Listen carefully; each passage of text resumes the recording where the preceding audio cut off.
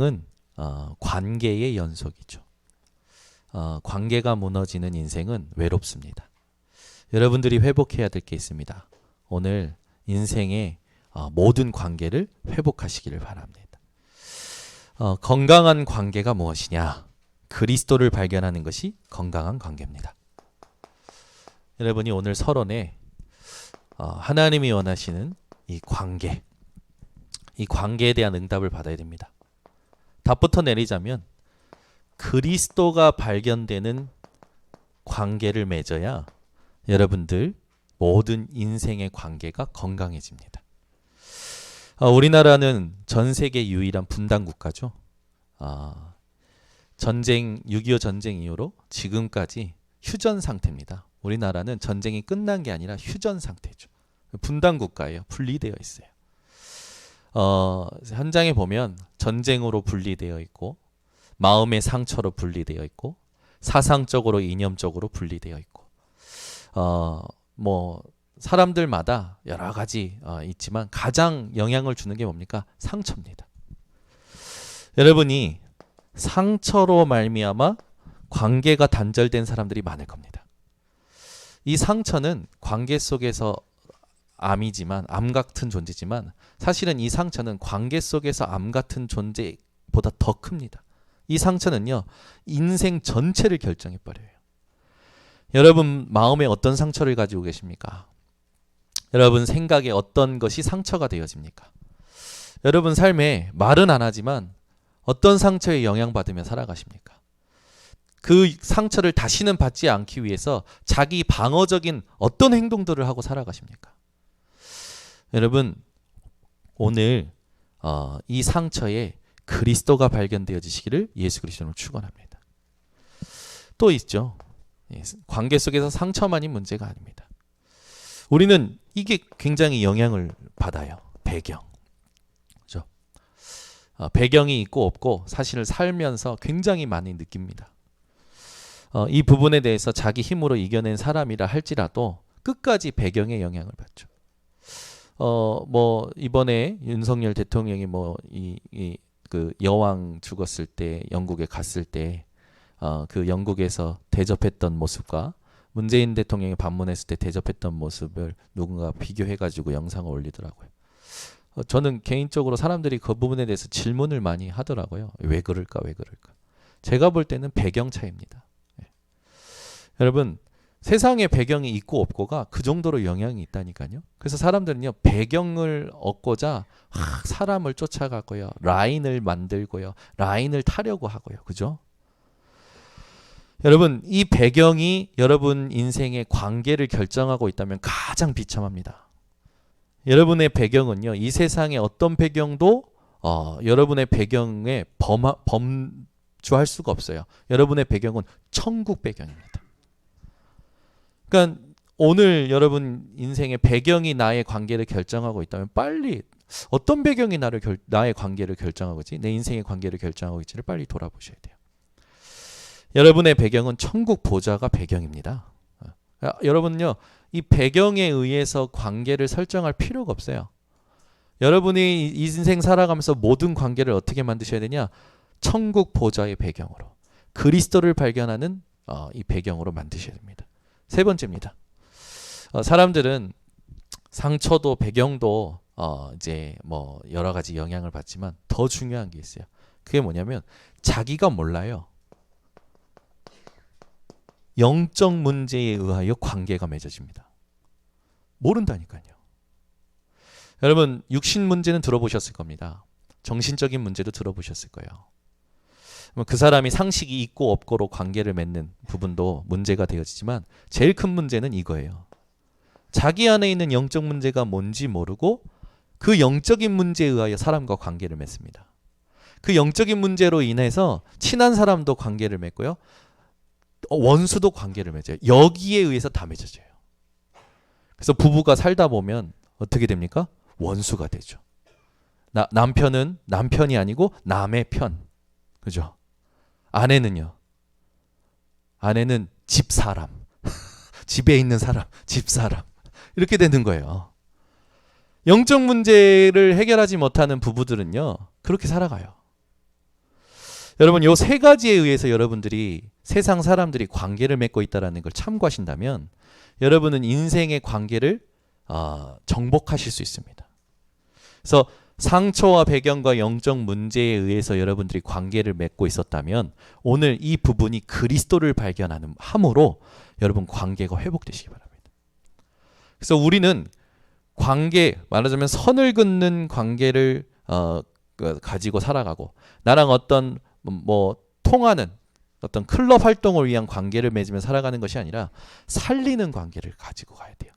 그게 하나님이 원하시는 건강한 관계죠. 이 구약 시대에 예수님께서 오시기 전에 성전은요, 이 성전의 뜰이 있고요, 이방인의 뜰이 있어요. 뜰과 뜰 사이에는 담이 있었습니다. 서로를 이렇게 지켜볼 수 있는 담이 있었어요. 그 뜰과 뜰 사이에 담이 왜 있었냐면 구분을 지은 거예요. 유대인과 이방인. 그래서 유대인과 이방인의 갈등은 항상 있었어요. 근데 예수 그리스도께서 십자가에 못 박히실 때 어떻게 됐습니까? 그 뜰이요. 그 뜰의 담이 다 무너져 버린 거예요. 오늘 여러분 하나님과의 관계에 막힌 담이 있는 자들이 있습니다. 사람과의 관계 속에 막힌 담이 있는 자들이 있어요. 그걸 여러분들이 오늘 본문을 통해서 답을 얻고 모든 관계를 살리는 관계로 만드시기를 예수 그리스도는 축원합니다. 그래야 하나님께서는 분명히 우리에게 새로운 시작이라고 축복을 다 주셨어요. 이걸 할 수가 있는 거죠. 지난주에는 우리가 새로운 신분을 다 얻은 겁니다. 인생의 마스터 플랜으로 인해서 하나님이 주신 인생의 마스터 플랜으로 진정한 실패에서 벗어났고 진정한 승리가 보장되었고 진정한 삶을 살 수 있는 모든 것이 다 주어졌어요. 그래서 어떻게 하라고요? 의식적으로 하나님의 것을 깨어 누리라고요. 우리가요 이미 살아온 것이 있어요. 그래서 각인 뿌리 체질이 있어요. 그래서 하나님의 것을 내가 의식하지 않으면 하나님이 주신 것을 내가 의식하지 않으면 나도 모르게 각인 뿌리 체질된 데 끌려갑니다. 내 안에 이게 들어와 있는 것에 끌려간다니까요. 상처에 끌려갑니다. 배경에 끌려갑니다. 영적 문제에 끌려가요. 여러분들은 내 안에 그리스도와 상관없이 각인 뿌리 체질된 이 부분에 끌려가지 마시고 그걸 발판 삼고 모든 관계를 회복하는 새로운 시작을 하시기 바랍니다. 아멘. 진짜 회복하세요. 오늘 메시지로 나는 내 남편과 새로운 시작을 할 것이다. 아멘은 유희숙 장로님만 하고 계시네. 나는 오늘 말씀을 발판으로 내 아내와 내 직장 상사와 내 주변에 있는 모든 사람과 새로운 시작을 할 것이다. 새로운 시작을 하는 메시지를 하나님 주셨어요. 그러니까 여러분 오늘도 말씀을 들을 때 의식적으로 들으셔야 돼요. 왜냐하면 여러분이 일주일 내내 막 세상 사람 만나죠. 세상 일하죠. 하나님 앞에 집중하는 비밀은 없죠. 그러다가 막 현실만 보다가 왔기 때문에 내 영적인 감각이 무뎌져 가지고 메시지에 집중하는데 어렵거든요. 그 여러분이 조금 마음으로 그리고 생각으로 여러분 좀 싸우시면서 의식하면서 메시지를 들으셔야 돼요. 안 그러면 여러분도 모르게 또 끌려가는 거예요. 여기에 의해서 끌려갑니다. 그래서 여러분 제가 계속 얘기하지만 예수님께서 십자가에서 끝내셨습니다. 믿든지 안 믿든지 이건 사실이에요. 그리고 그 믿는 자에게는 하나님이 성령으로 함께하고 계셔요. 그죠? 그리고 하나님은 지금 말씀 주셨고 말씀 이루고 계시고 지금도 말씀하실 겁니다. 그러면 영적인 건 보이지 않는 거란 말이에요. 보이지 않는 거기 때문에 우리가 조금 더 정신을 차려야 됩니다. 좀 더 의식을 해야 돼요. 뭘? 하나님의 것을. 안 그러면 우리도 모르게 끌려가요. 내 마음에, 내 생각에, 내가 살아왔던 그 삶의 방식에 의해서 끌려갑니다. 오늘도 여러분 하나님 주신 것을 의식하면서 메시지를 들으셔야 됩니다. 하나님을 의식적으로 찾으면서 예배를 드려야 돼요. 하나님은요 믿음이 없이는 하나님을 기쁘시게 하지 못하나니 하나님께 나아가는 자는 그가 살아계심을 믿어야 된다고 했어요. 그 살아계심을 믿고 찾는 자에게 하나님은 상 주신다고 히브리서 11장 6절에 쓰여져 있습니다. 맞죠? 여러분 지금 마음으로 하나님을 찾으세요. 아멘. 여러분 눈빛으로 하나님을 찾으세요.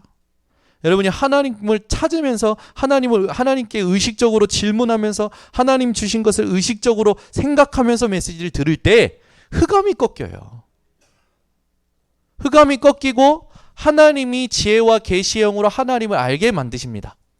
마음의 눈을 밝히셔서 어떻게 하십니까? 우리를 왜 부르셨는지 이유를 찾게 만드셔요. 그리고 하나님 나라의 풍성함을 알게 하시고, 그리고 하나님께서 우리에게 하나님의 능력이 얼마나 크신지를 체험시키십니다. 그래서 말씀 받는 그때 38년대 아니 뭡니까? 왕의 신하의 아들이 병이 나왔어요. 이 요한복음에 보면 왕의 그 신하가 예수님이 그 자기 그 지역 좀 가까이 오셨다고 알고 막 예수님 만나러 갑니다. 왜 만나러 가냐? 아들이 죽게 생긴 거예요. 그래서 아들이 낫게 하기 위해서 예수님 만나러 가서 예수님께 아뢰고 예수님의 말씀을 듣는 그 순간 믿고 이제 집으로 돌아옵니다. 근데 돌아가는 중에 하인들이 자기를 찾으러 온 거야. 그 하인들이 왜 찾으러 왔냐? 아들이 낳았다고. 그래서 그 신하가 묻습니다. 언제 낳았냐? 그때 언제 낳았다고. 그 신하가 생각해 보니까 예수님이 말씀하신 그때 낳은 것을 발견하게 돼요. 말씀 받는 시간에 하나님은 역사하십니다. 여러분 고민된 거, 여러분 얽히고 설킨 거, 여러분 자꾸 눌려 있는 거, 여러분이 말씀 받는 지금 이 시간에 어떻게 받느냐에 따라서 하나님은 바로 역사하셔요. 시간과 공간을 초월해서. 그게 하나님 역사예요. 그러면 오늘 여러분이 진짜 말씀을 제대로 받으면 관계가 회복이 됩니다. 여러분에게 잘못한 사람이 먼저 전화 올 수도 있어요. 아니면 내가 잘못한 게 생각나서 그 사람을 용서할 수도 있죠. 하나님은 모든 관계를 살리기를 원하십니다. 왜? 전도 때문에. 아멘. 여러분 성경에 미움은 살인이라고 했어요. 사람 미워하지 마세요. 뭐 때문에 미워하는지 한번 잘 보세요. 이것 때문에 미워하고 있다면 여러분 사단에게 속는 겁니다. 통로를 주고 있는 거죠. 속지 마시고 오늘 모든 관계를 회복하는 새로운 시작이 되시기를 바랍니다. 자, 그러면 예수 그리스도는 우리의 모든 막힌 담을 허셨습니다. 그러면 첫 번째, 막힌 담이 뭡니까? 우리에게 지금 막혀있는 담이 뭐냐 이거예요. 이걸 찾으셔야 돼요. 그러려면 먼저 원래 인간부터 아셔야 됩니다. 원래 인간은 담이 없었어요. 막혀있는 게 없었다니까요. 원래 인간은 창세기 1장 27절 28절 잘 아시는 말씀이죠. 하나님이 자기 형상대로 사람을 만드시되 남자와 여자를 만드시고 하나님이 그들에게 복을 주시되 생육하고 번성하고 땅에 충만하고 땅의 모든 것을 다스리도록 정복하도록 축복하셨어요. 하나님과 함께 살도록, 그것도 누드로 살도록 누드로 살도록 창조하셨단 말이에요. 전혀 부끄럽지가 않아요. 그죠? 요즘 저희 딸들은요, 이제는 안 그래요. 이제 예전에는 아빠 그러고 나와요. 샤워하고 아빠. 요즘은 다 가리고 나와요. 이제 아빠한테도 이제 가리는 나이가 된 거예요. 내가 지들 똥 닦아주고 내가 다 했는데 이제 다 가리고 나오는 거예요. 이제 다 가리고 나와요. 지들도 부끄러운 게 뭔지 알아요. 근데 원래 인간은요 벗고 다녔어요. 그 정도로 자유했어요. 지금 우리 어떻습니까? 제가 지난번에 멀리 집회 갔다가 누가 좀 도와달라고 해서 앉았다가 일어났는데 바지 가랑이가 터져버린 거예요. 와, 그때부터 얼마나 신경이 쓰이든지 집회에 갔는데 메시지가 안 들리는 거예요. 가랑이 감춰야 돼. 가랑이 계속 그 생각만 나는 거죠. 와, 진짜 사람이라는 게요. 여러분 원래 인간 벗고 다녀서 누드 부끄러움이 없어요. 그냥 막 이렇게 뭐 요즘 사람들처럼 막 우리가 뭐 이렇게 그런 게 있냐 하면서 그런 어떤 이런 운동을 하는 캠페인을 하는 그런 누드금 운동이 아니라 그냥 창조 자체가 그냥 자유였어요. 그러니까 하나님께서 어떻게 하십니까? 2장 7절에 보니 그 코에 생기를 불어넣으시니 생명이 된지라. 그리고 어떻게 하셨어요? 2장 17절에서 18절에 보니까 에덴 동산의 모든 걸 누리도록 하셨습니다. 아담은요 모든 동물의 이름을 지어줬어요. 얼마나 스마트합니까? 그러니까 원래 인간의 지혜는요 하나님과 똑같았다니까요. 여러분 우리가 엄청난 무한한 뇌의 능력을 가지고 있는데 실제로 우리는 뇌에 진짜 말도 안 되는 퍼센테이지를 쓰다가 간답니다. 그래서 뇌를 개발시키려고 뇌를 운동시키고 뇌를 개발시키려는 그 과학과 의학이 얼마나 발전합니까?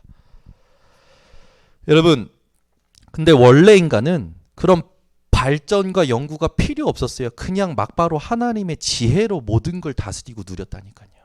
이게 원래 인간이에요. 근데 이렇게 좋았던 원래 인간에게 문제가 생긴 겁니다. 타락한 인간이 돼버린 거예요. 이때 이제 하나님과 관계가 단절되고 담이 생겨버려요. 하나님과의 관계에 엄청난 담이 생깁니다. 그게 뭡니까? 창세기 3장 1절에서 6절. 분명히 선악과만 먹지 않으면 에덴 동산의 모든 걸 누릴 수 있었는데 선악과를 따먹었게 된 거예요. 누가 속였습니까? 뱀이 속였어요. 그죠? 이 뱀을 누가 이용했습니까? 사단이 이용했어요. 뱀의 속은 하와가 먼저 따먹고 그와 함께한 남편 아담에게도 주매 그도 먹은지라. 그들의 눈이 밝아져서 자기들이 벗은 줄을 알고 너무 창피해서 무화과 나무 잎으로 몸을 가리죠. 여러분 인생의 수치심이 언제 시작된지 아십니까? 하나님의 언약을 상실했을 때 생긴 거예요. 말씀을 상실하면요. 말씀이 없는 자는요. 늘 수치심에 살아갑니다. 뭔가 자꾸 눌리는 거예요. 시달리는 거예요. 패배자처럼 사는 거예요. 거기서 끝나지 않죠. 이들이 눈이 밝아서 그렇게 부끄러운 것도 있는데 핑계대기 시작하는 거예요. 원래는 핑계대지 않았다니까요. 원래는 어땠습니까? 아담이 하와를 볼 때 하와는 나의 뼈 중에 뼈요 살 중에 살이로다. 이렇게 하와를 복음적으로 누렸던 아담이 어떻게 누립니까? 이렇게 바뀌고 나서는 하나님이 나에게 짝지어 주신 저 여자가 뼈 중에 뼈가 여자가 됐어. 여러분 사람들 희한합니다. 언약 상실하잖아요. 말이 바뀌어요. 언어가 바뀌어요. 단어가 바뀌어요. 우리 번성교회 성도님들은 관계가 회복되는 오늘 되시길 바랍니다. 저 여자가 저도 부부싸움 하면 야 너 나오더라고. 왜? 은혜가 있는 것과 없는 것과 사람은 이렇게 차이가 있는 거라. 근데 이게 문제가 아니고 이것보다 더 큰 문제가 왔어요. 뭐가 문제냐면 16절부터 19절에 보니까 여자는 해산의 수고를 그죠? 그러면서 남편을 사모하게끔 그래서 남편이 속썩이면 고통하게 되어 있는 거예요. 그러니까 남편이 속썩이면 고통할 수밖에 없는 게 여기서부터 했다니까요.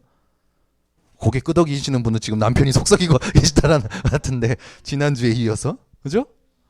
어쩔 수 없어요. 떠나면서 분명히 하나님 말씀하셨어요. 너는 여자 보고 너는 해산의 수고를 할 것이고 너는 남편을 사모하게 될 거다. 그러니까 남편이 나를 안 안아주면 막 괴로워. 남편이 나랑 안 맞으면 막 힘들어. 그게 여기서부터예요. 그러니까 그리스도가 발견 안 되면 남편이 왼수 중에 왼수가 되는 거지. 그럼 여기서 남자는 어떤 고통입니까? 남자는 어떤 고통이에요? 남자는요 땀을 흘려야 돼요. 땀을 안 흘리면 우울증 걸리는 거 맞는 거예요.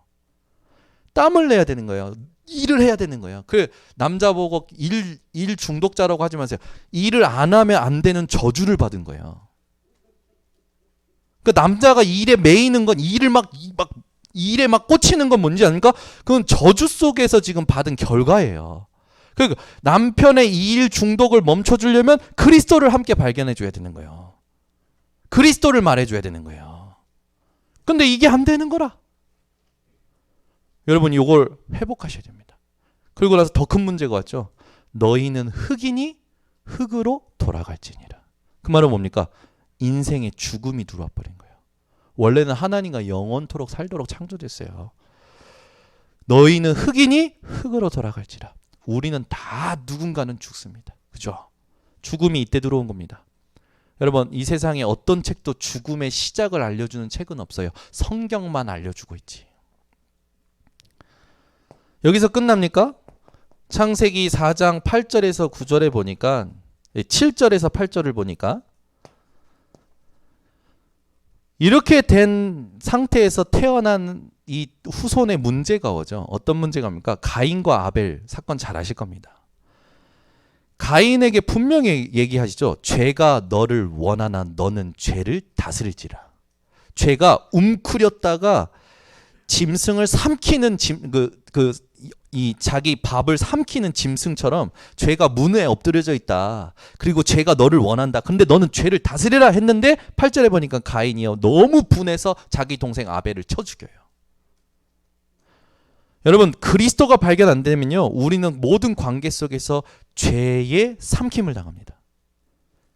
이렇게 되는 거예요. 이것만 문제입니까? 창세기 6장 1절에서 5절에 보니까 하나님의 아들들이 자기 눈에 보기 좋은 대로, 눈이요 완전히 육신이 된 거예요. 사람의 딸들을 아내로 삼았더라. 여기서 끝나지 않죠. 이들이요 마음이 어때요? 생각하는 게 어때요? 삶이 어때요? 완전 육체가 되었더라. 그래서 하나님 보실 때 마음이 악할 뿐이더라. 하나님이 지으신 걸 후회하시죠. 인생이요 이렇게 돼버린 거예요. 이 타락 이후에 이 인생이 이렇게 된 거예요. 그래서 손해 이익에 엄청 계산이 빨라요. 내가 무엇이 유리하고 무엇이 불리하냐 이거 엄청 빠릅니다. 그러니까 그리스도가 발견이 안 되면 이걸 따라가면서 관계를 맺는 거예요. 그러니까 어떻게 됩니까? 관계가 이익과 손해에 의하여 맺어지고 유리와 불리에 의해서 맺어지니까 관계가 상처투성이죠. 왜? 사람들은 전부 자기 이익을 위해서 남의 것까지 취하는데 내 거 가져가면 그 순간 어떻게 됩니까? 나쁜 놈이잖아요. 그때부터 상처가 되는 거예요. 계속 그 사람은 어떻게 돼서 어떻게 됩니까? 힘든 싸움을 계속하게 됩니다. 여러분, 이런 관계를 끝내시기를 예수 그리스도로 축원합니다. 창세기 11장 1절에서 8절 어떻게 됐습니까?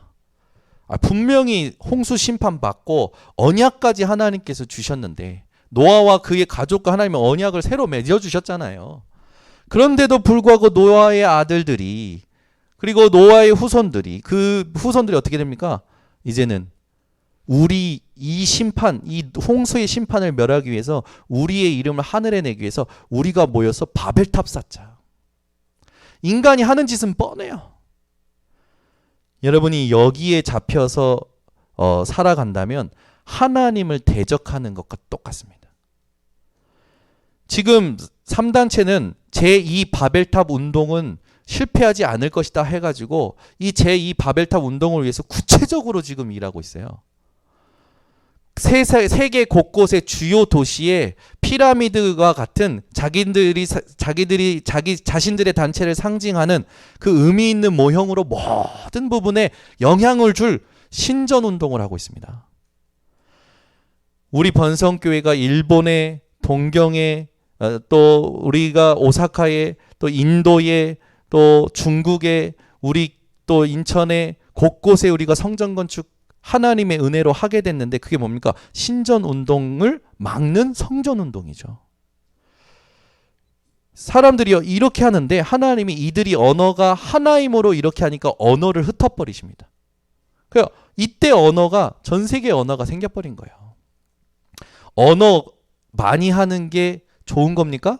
4개 국어 하면 좋죠. 4개 국어 하는 게 좋은 거예요? 아니요. 하나님의 언어를 할 줄 알아야 돼요. 근데 우리는 막 4개 국어 하고 7개 국어 하면 잘하는 거라 생각하잖아요. 하나님의 언어를 회복해야 돼요. 하나님의 언어가 뭡니까? 우리의 이름을 하늘에 내자가 아니라 하나님의 이름을 드러내자. 하나님께 영광 돌리자 해야 될 거 아닙니까? 이렇게 타락한 인간은 나, 우리, 내 것밖에 모르는 거예요. 이렇게 살아가니까 어떻게 합니까? 이게 기준이 되는 거예요. 오래 살다 보니까 이게 기준이 되니까 이 기준을 따라가려고 살다 보니까 방황하기 시작하는 겁니다. 나라는 걸, 내 것이라는 걸, 우리라는 걸 위해서 살아가려고 해보니까 방황하기 시작하는 거예요. 그래서 방황하는 인간들이요, 어떻게 삽니까? 사도행전 13장 7절에서 8절에 총독이 방황해서 박수무당을 데리고 정치하고 있어요. 박수무당을 데리고 정치하고 있다니까. 방황하는 인간들이 어떻게 삽니까? 경제인들이요, 착하게 좀 정확하게 자기 달란트를 발견하고 성실하게 일해서 이익을 취하는 게 아니라 점치는 귀신 들린 여종 하나를 통해서 이익을 취하고 있죠. 요행을 말하는 세상이 돼버린 거예요. 그래서 나에게 이익을 가다주면 무속인도 괜찮아, 부족도 괜찮아, 모든 종교 다 괜찮아. 기도하잖아요. 하나님 아버지, 부처님, 뭐 그러면서 이름을 다 갖다 붙이더만 세상 사람들은. 왜? 자기를 위해서. 그죠? 요행을 바라는 삶을 사는 거예요. 사도행전 19장 13절에서 19절은 뭡니까? 이제는 바울의 몸에서 손수건만 가져가도 귀신이 떠나가는 역사가 일어나니까 이 예수 이름 뭐가 있구나. 그래가지고 제사장들의 아들들이 그걸 이용을 하는 거예요. 정확한 의미는 모르고 계속 흉내내는 거라.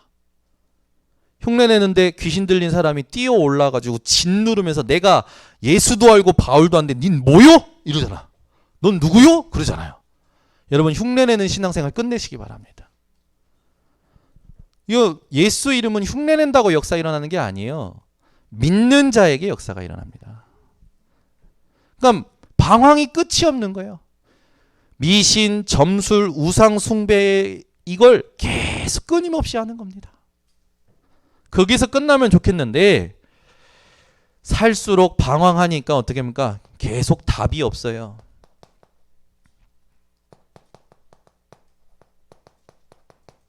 답이 없어.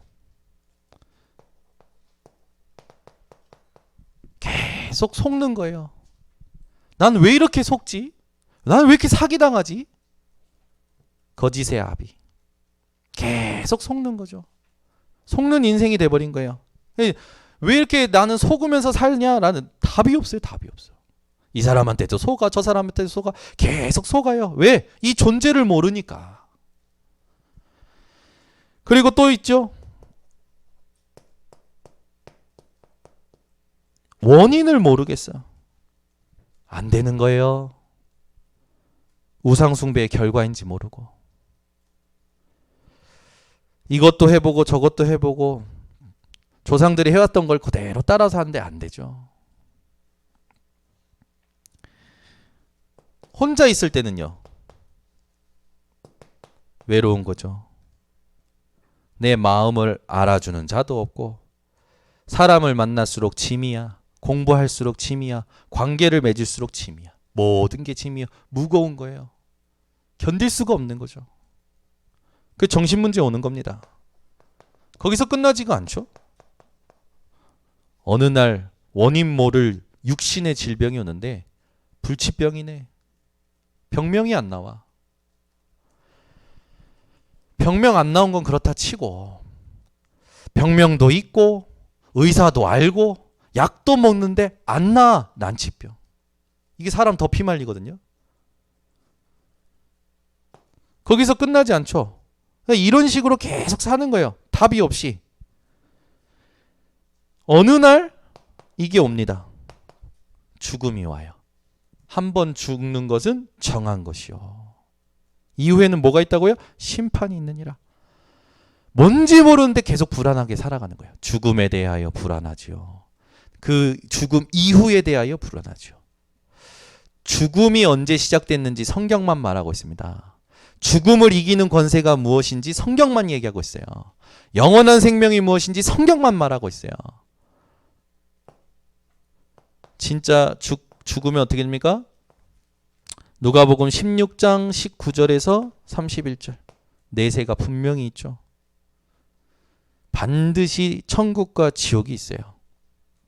자기만 그렇게 살다 가는 줄 알았는데 나도 원하지 않잖아요. 내가 이렇게 살아온 이 타락한 방황하는 답이 없는 인생을 내 새끼가 똑같이 사네.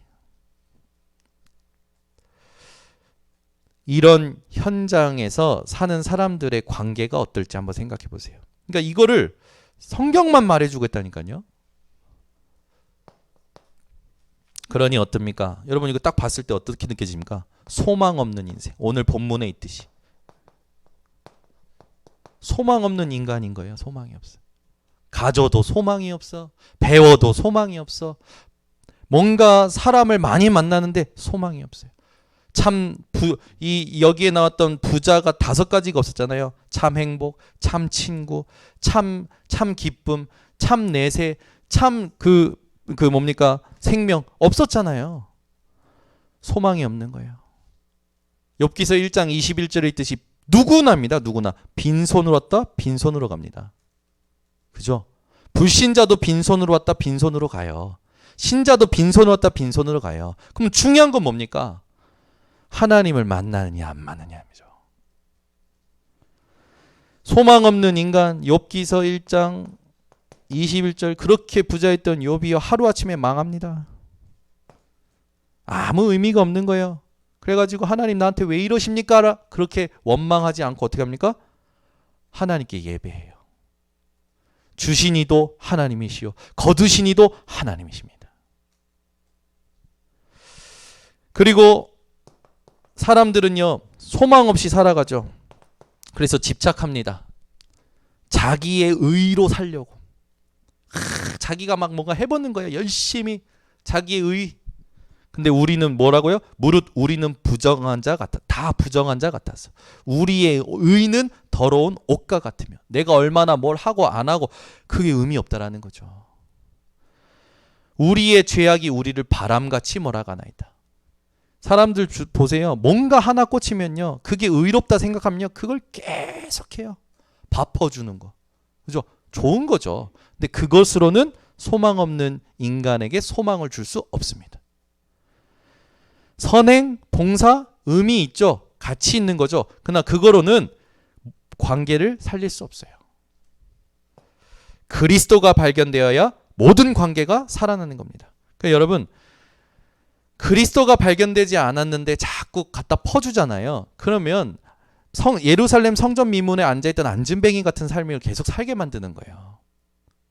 안진뱅이가 거기 데려다주는 육신봉사 있었겠죠. 그 지나가면서 은과 금 주는 물질봉사 있었겠죠. 그 사람 어쨌든 그 계속 거기에서 사니까 뭔가 여러 가지로 도왔을 거 아닙니까? 그런데 그 사람 운명은 못 바꾸는 거예요. 저와 여러분은 현장에 그런 자의 운명을 바꾸어 줄 수 있는 축복을 받은 자입니다. 여러분들이 현장에 누군가를 긍휼히 여길 때 그 사람에 대해서 어떤 육신봉사, 물질봉사 하기 이전에 그 사람에게 가장 필요한 게 뭔지를 눈치채셔야 돼요. 베드로가 지나가다가 주목하여 보며 어떻게 말합니까? 은과 금은 내게 없지만 내게 있는 것으로 내게 주노니 곧 나사렛 예수 그리스도의 이름으로 일어나 걸으라. 여러분 언제든지 복음을 말할 수 있는 그런 여러분 삶을 사시기 바랍니다. 그죠? 웃고 떠들다가도 복음을 말할 수 있어야 돼요. 근데 막 웃고 떠드는데 복음 말하면 굉장히 얘가 왜 분위기 깨게 그리스도를 말하고 그래. 웃고 떠들 때도 그리스도를 말할 수 있어야죠. 슬플 때도 그리스도를 말할 수 있어야죠. 맞죠? 나 지금 기분 나쁘니까 복음 얘기하지 마.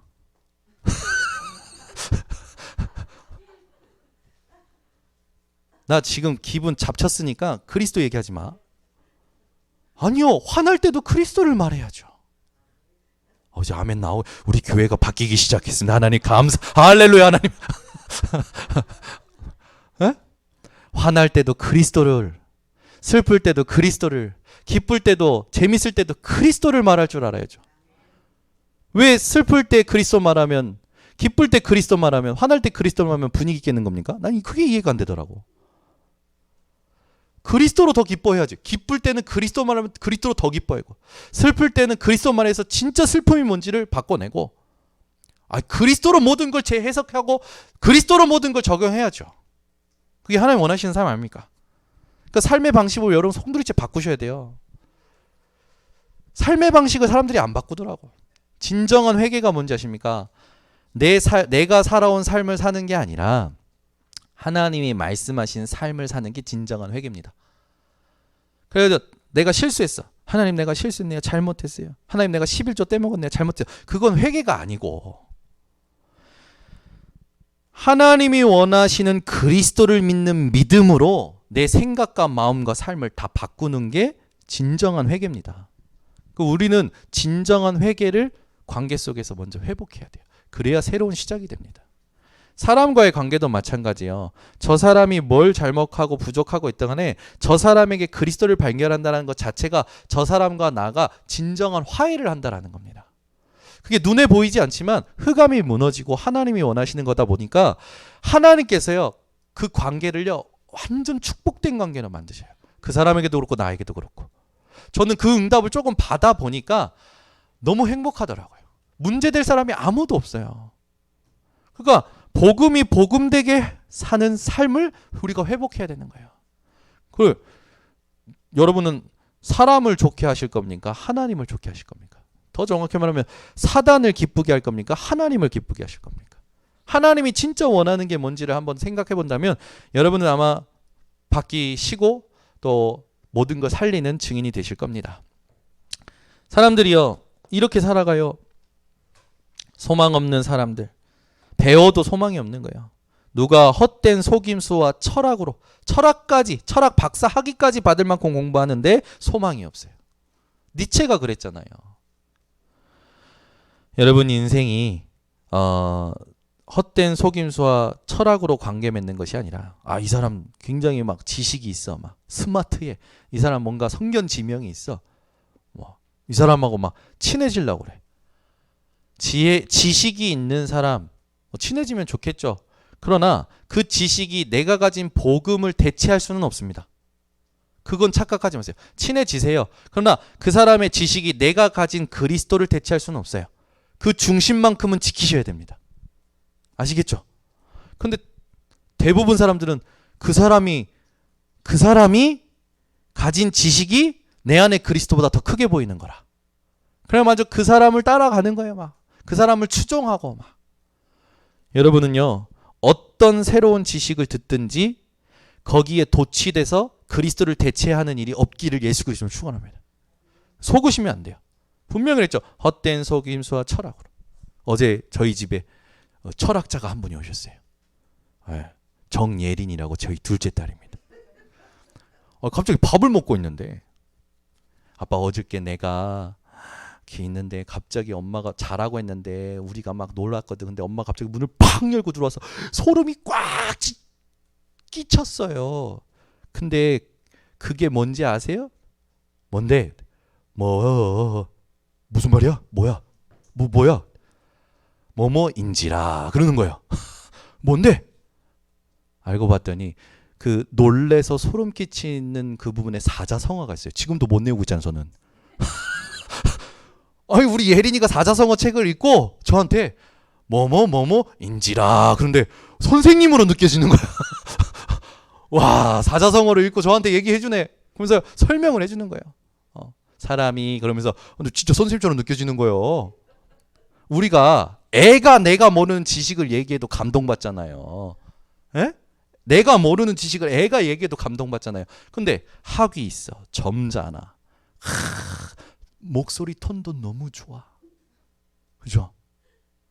말세에 사람이 자기 귀가 가려워서 자기가 딸을 스승을 많이 두니라 그게 성경에 나와 있습니다. 지금 유튜브에 스승이 엄청 많아요. 그죠? 참고를 해야지. 복음으로 재해석해야지. 우리 교회선 듣도 보도 못한 메시지야. 그냥 가.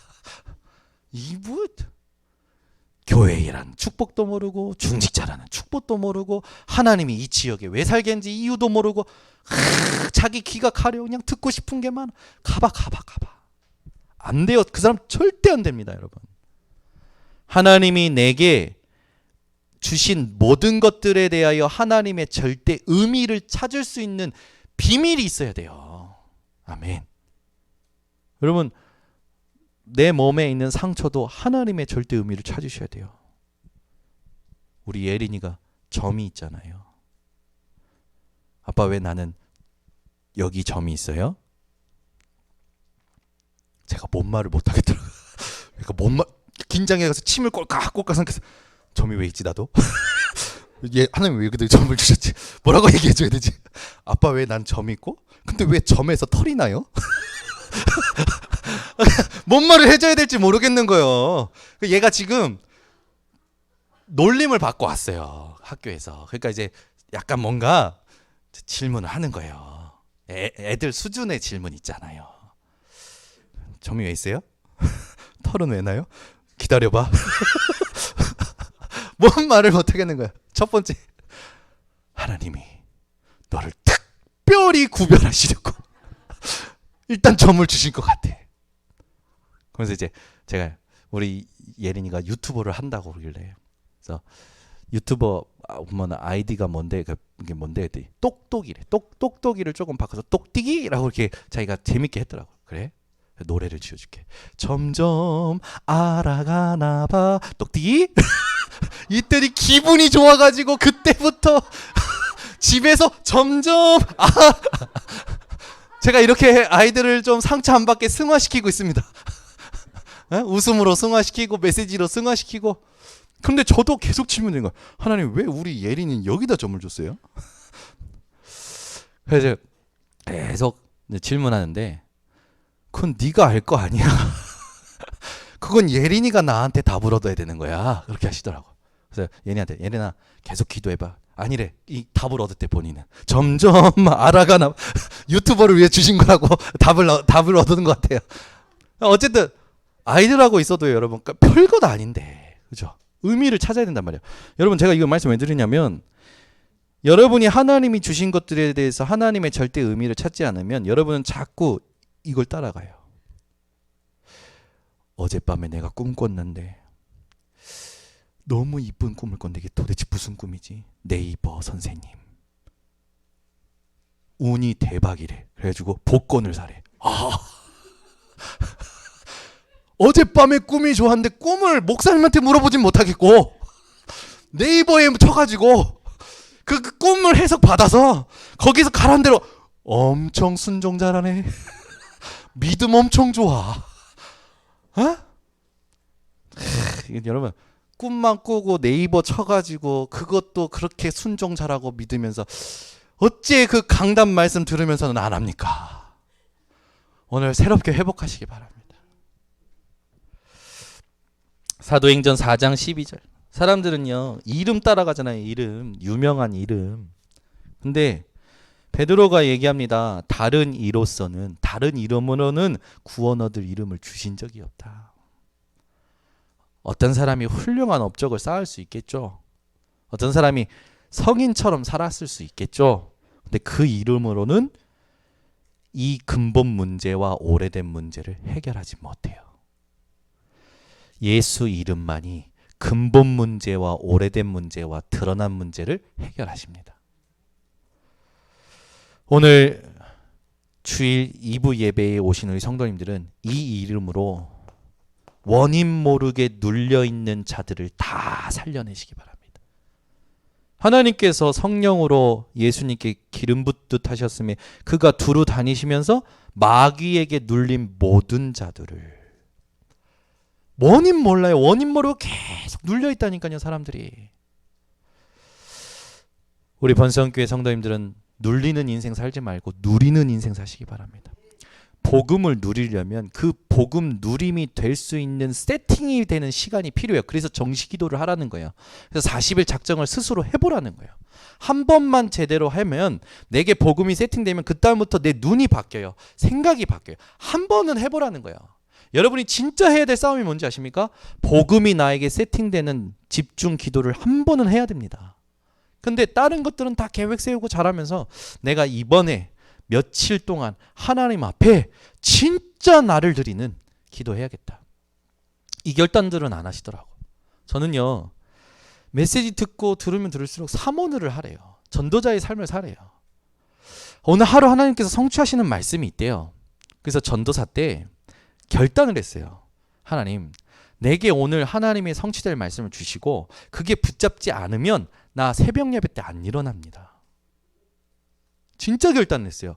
작정했어요. 그리고 매일 새벽에 새벽 예배 끝나고 기도처 보고 기도처 말씀에서 내게 주시는 말씀이 붙잡아질 때까지 내가 오늘 스케줄, 내 현장의 스케줄을 두고 이 현장 스케줄에 하나님의 감동되는 말씀이 답으로 붙잡아질 때까지 앉아 있었던 적이 있어요. 근데 그날 하나님의 말씀을 제게 주셨고 그 말씀이 필요한 현장에 성취가 됐어요. 그걸 한 3개월? 분명히 하다 말았거든요. 3개월 하고 났는데 제 안에 보이지 않는 뭔가가 탁 각인돼 버렸어요.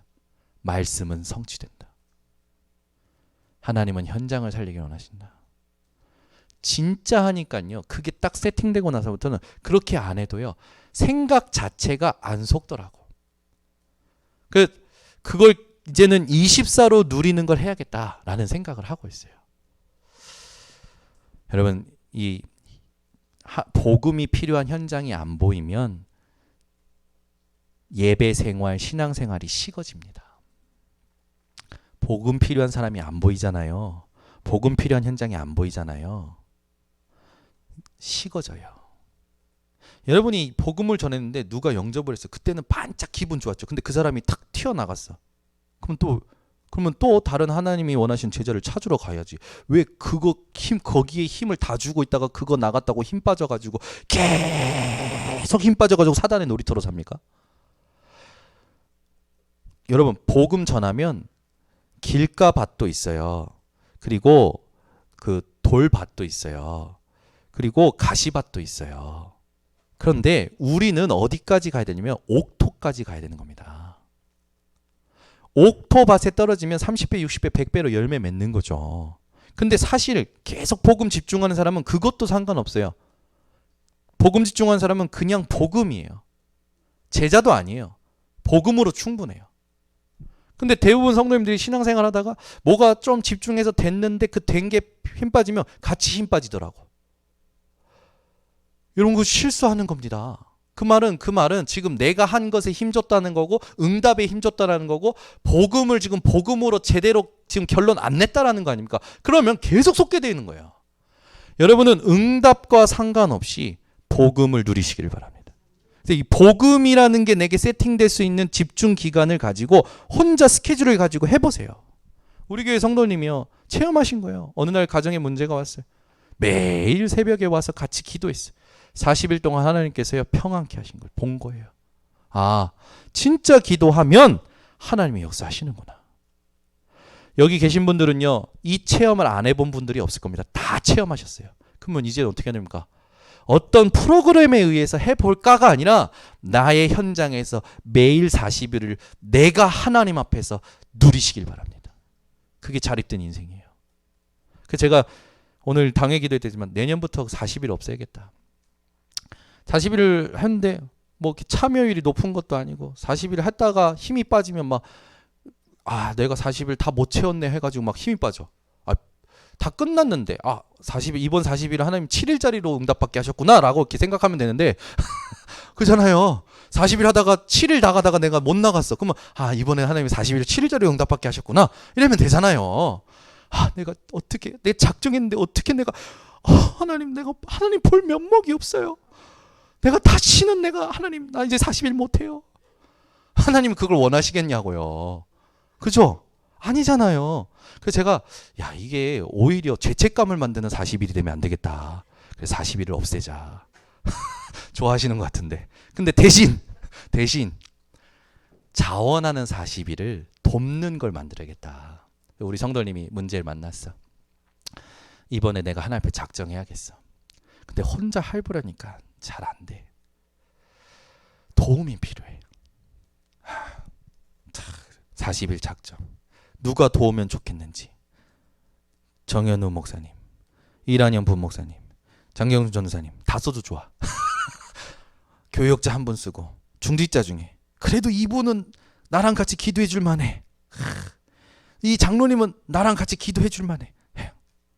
그래서 신청하시면 우리 교역자와 우리 장로님들한테 안 물어봤는데 우리 40일 작정 기도를 같이 하겠습니다. 그렇게 해야, 자원해서 해야, 하나님께 마음을 자원해서 드려야 응답이 있지.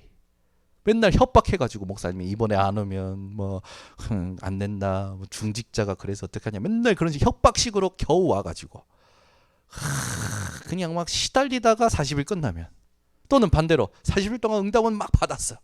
받았는데 응답 받고 나고 뭐 할까 한 건 한 것 같아. 그리고 나선 또 멈춰. 그럼 또 돌아가는 거는 거야. 또 그 전보다 더 이상하게 돌아가더라고. 응답 받기 전보다 더 이상하게 돌아가는 거예요. 제가 기도하다가, 그래, 지난번에 김치훈 목사님 와서 현수막 같은 것도 걸지 말라고 그랬지. 40일 뭐 이런 것도 하지 말라 했지. 왜? 계속해야 되니까. 계속해야 되는 거니까 프로그램으로 그렇게 하지 말라. 계속해야 되는 거니까.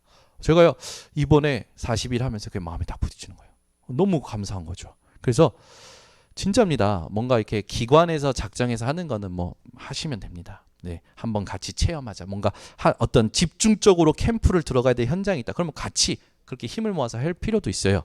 네, 예수님도 하셨으니까. 그러나 계속해야 되는 겁니다. 그래서 여러분이 자원함으로 중보자를 신청하는 거예요.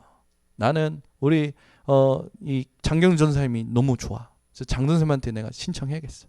그래서 했는데 장 전사님을 다른 사람도 좋아하고 있네. 그래가지고 스케줄이 겹쳤어. 그럼 조금 양보해서 하든가 아니면 같이 하든가, 그런 융통성도 가지고, 여러분들이요 좀 진짜 여기에서 벗어나고 이걸 발판 삼고 모든 관계를 살리는 조금 기도를 이제 작정하시는 개인들이 되셨으면 좋겠습니다. 그래서 이 막힌 담이 뭔지를 이제 알았고, 이 담을 예수님께서 허물으셨어요. 예수께서 허물어 버리셨죠. 13절에 보니까 뭘로 허무셨습니까? 그리스도의 피. 그리스도의 피가 아니면 여러분 죄의 문제를 해결할 수 없어요. 그리스도의 피로 우리의 모든 죄를 대속하셨습니다. 14절에는요. 자기 육체로 하셨죠. 오늘 우리가 또 성찬을 대하는데 보세요. 오늘 본문에도요. 바울은 또 얘기하는 거예요. 그리스도의 피, 그리스도의 몸. 예? 계속 이거 놓치면 여러분 신앙생활 안 됩니다. 관계 회복 안 된다니까요. 또 뭐라고 합니까? 15절에 보니까 다른 성경 구절보다 그리스도를 나타내는 말이 중요합니다. 자기 안에서, 그리스도 안에서 모든 걸 화평케 하셨고 화목케 하셨다고 했어요. 다른 데서 화목하면 안 돼요. 여러분이 레스토랑 가가지고 화해했어, 이게 아니고 그리스도 안에서 화해해야 됩니다. 아멘. 같이 이게 있었는데 소주 한잔 하면서 풀었어. 좋아요. 소주 한 잔 안에서 푸셨다는 건 좋은데 그리스도 안에서 해야 진짜 답이 되는 거예요. 밥 먹으면서 풀었다, 소주 한잔 하면서 풀었다, 다 좋아요. 좋은데 오늘은 분명히 그리스도 안에서, 자기 안에서 화목하게 하셨다고 그랬어요. 그러니까 이방인도 유대인도 하나님과 사람도 모든 게 그리스도 안에서 화목하게 되는 겁니다. 이게 답이 돼야 돼요. 16절에는 뭐라고 하십니까? 이걸 다 담은 말이죠. 십자가로 소멸하셨다. 아멘. 십자가에서 다 소멸하셨어요. 십자가라는 건 뭡니까? 하나님과 수직적 관계, 인간과의 수평적 관계, 그 모든 걸 화목하게 하시고 화평케 하셨다라는 거죠. 18절에는 뭐라고 나옵니까? 그로 말미암아, 그리스도로 말미암아 한 성령 안에서 아버지께 나아감을 얻게 하려 하심이라. 하나님께 나아가는 것, 성삼위 하나님을 누리는 길도 그리스도로 다 회복시키신 겁니다.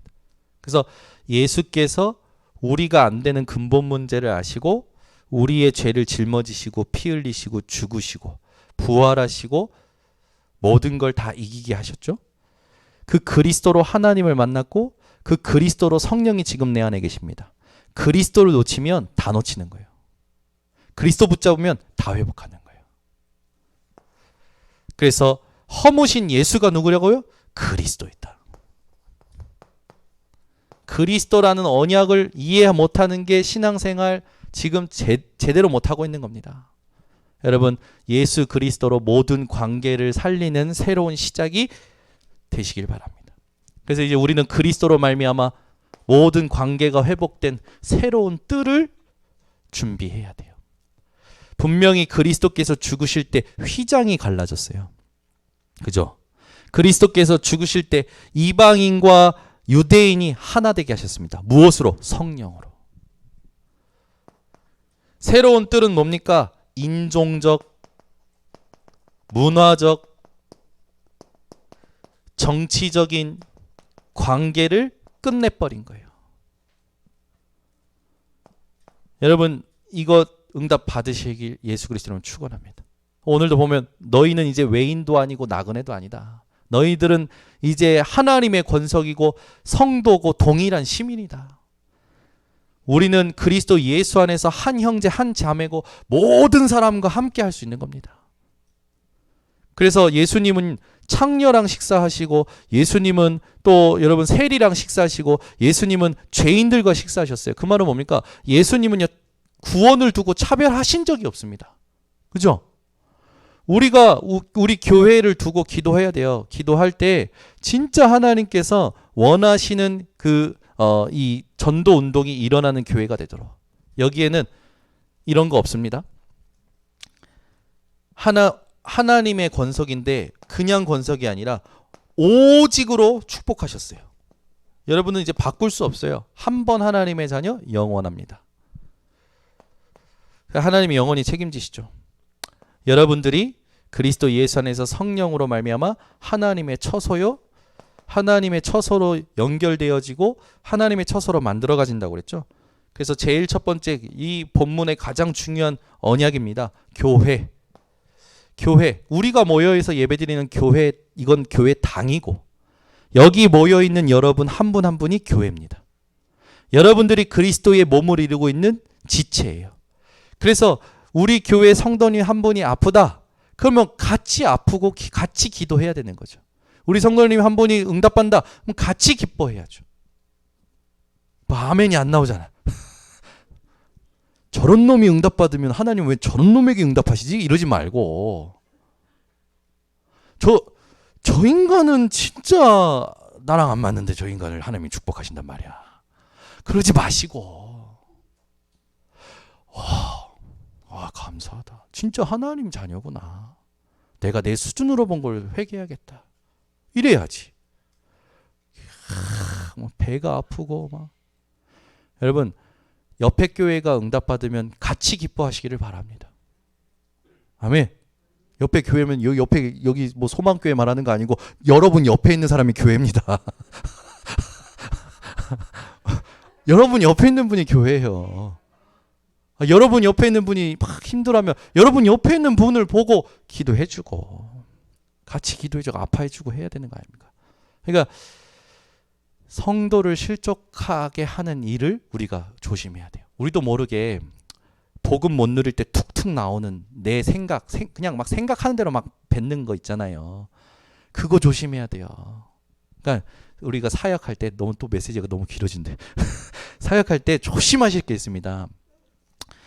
제가 실수했던 거예요. 뭐냐면 제가 사역자잖아요. 근데 이분이 불편하지 않도록 하기 위해서 이분에게 맞춘답시고 인간적으로 정적으로 맞춘답시고 이렇게 막 다가가서 막 했어요. 근데 이 사람은 나를 그렇게 느끼질 않아. 나를 그냥 목사로 보고 있는데 목사님이 갑자기 막 친한 척하고 목사님이 갑자기 막 친구 먹자 그러고 뭐 그런 식으로 막 대화를 하니까 내가 이 사람을 말하자면 헷갈리게 한 거죠. 이 사람은 그러다가 상처를 받은 거라. 그러니까 여러분, 우리가 역할을 반드시 잘 생각해야 됩니다. 교육자는 교육자고 중직자는 중직자입니다. 교사는 교사예요. 내가 좋은 마음으로 이 사람한테 다가간다고 해서 이 사람이 나의 좋은 마음을 받아들이라고 착각하지 마세요. 그래서 제가 질서를 지키라고 말씀드린 겁니다. 여러분이 좋은 마음으로 막 친하게 한다. 근데 그 사람은 나를 중직자로 보고 있었어요. 교회 장로님이라고 보고 있는데 막 장로님 막 뭐 그런 거 뭐 필요 없고 뭐 우리 인간적으로 뭐 그게 질서 무너뜨리는 거예요. 장로님답게. 교역자는 교역자답게. 그래서 가벼운 말을 조심하셔야 돼요. 내가 인간적으로 다가간다는 건 그건 내 마음이지. 그 사람은 그렇게 안 생각한다니까. 그 예언교회에서 철저히 하는 게 있어요. 교역자는 성도와 거리를 두라. 성도는 교역자를 교역자로 알아라. 왜? 안 그러면 질서가 다 무너지니까. 뭐 사석에서 농담 주고받는 거 좋죠. 근데 그걸 이제 그렇게 하다 보면 여기 교회 와서까지 한단 말이에요. 그러면 실수하게 되는 겁니다. 여러분, 하나님이 그리스도로 관계를 맺기 원하시지 인간적 관계를 맺기 원하시는 게 아니란 말이에요. 그러니까 나의 좋은 선한 생각으로 나의 좋은 인간적인 마음으로 자꾸 사람을 그렇게 막 이렇게 착각하도록 만드시면 안 돼요. 그죠? 그래서 세가족 분들도 그렇고, 그죠? 그래서 항상 제가 지난주에도 부탁드린 겁니다. 아무리 친해도 교회 안에서는 저도 이제 얘기해놓고 어젯밤에 민경아 그래가지고 저도 모르게.